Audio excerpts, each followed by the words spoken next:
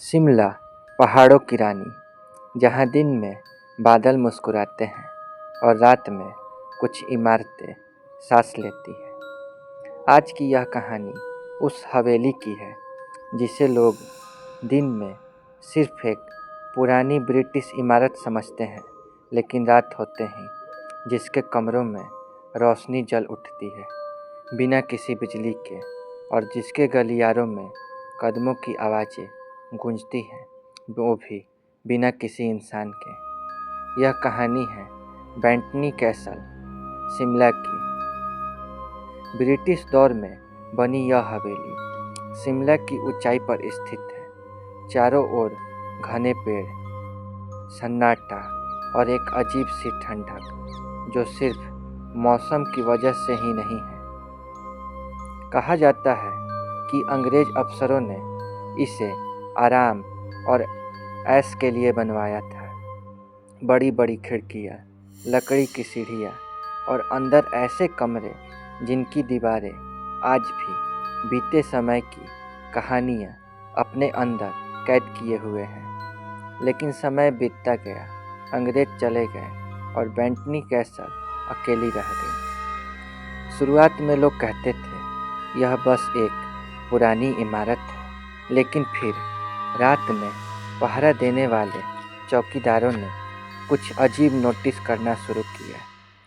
रात के ठीक 2 बजे ऊपरी मंजिल की खिड़की में पीली रोशनी दिखाई देती है, जबकि उस हिस्से में न तो कोई रहता था, न ही बिजली का कोई कनेक्शन था। पहले पहले चौकीदारों ने इसे अपनी आंखों का धोखा समझा, लेकिन जब लगातार कई रातों तक वही रोशनी उसी खिड़की से दिखने लगी, तो डर धीरे धीरे हड्डियों में उतरने लगा। एक रात एक नया चौकीदार, नाम था रमेश, उसे इन बातों पर यकीन नहीं था। उसने कहा भूत प्रेत सब अफवाह है। लेकिन उसी रात करीब 2:15 पर कैसल के अंदर से कदमों की आवाज़ आई। ठक ठक ठक।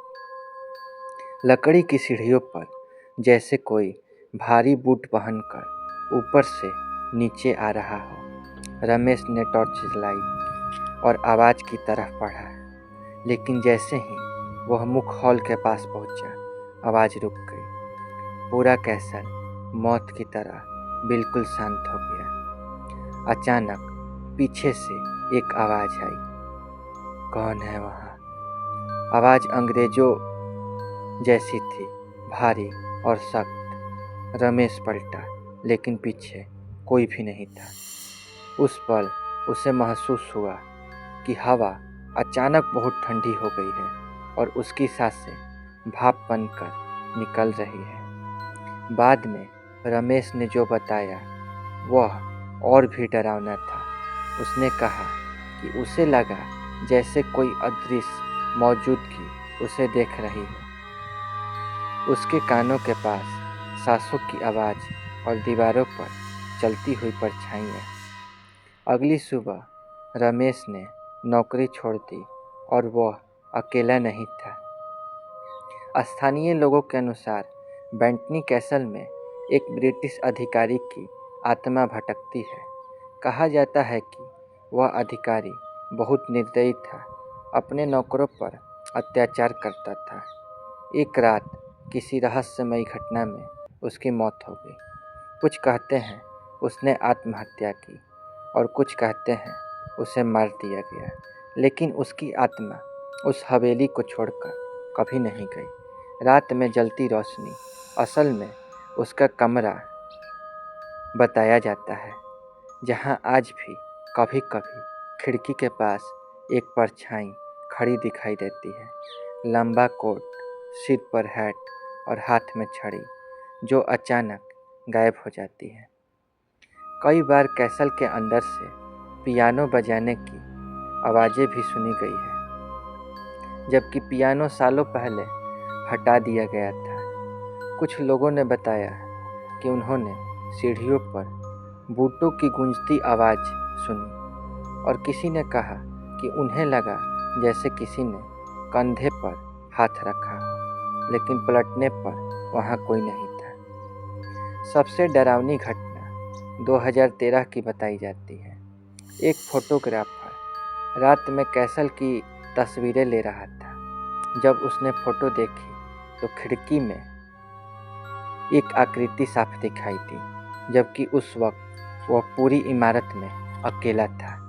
उस फोटो के बाद उसने दोबारा कभी वहां जाना नहीं चाहा। आज भी बेंटनी कैसल दिन में शांत और रात में बेचैन रहती है। कदमों की आवाज़ें, अचानक जलती रोशनी और वह एहसास कि आप अकेले नहीं हैं।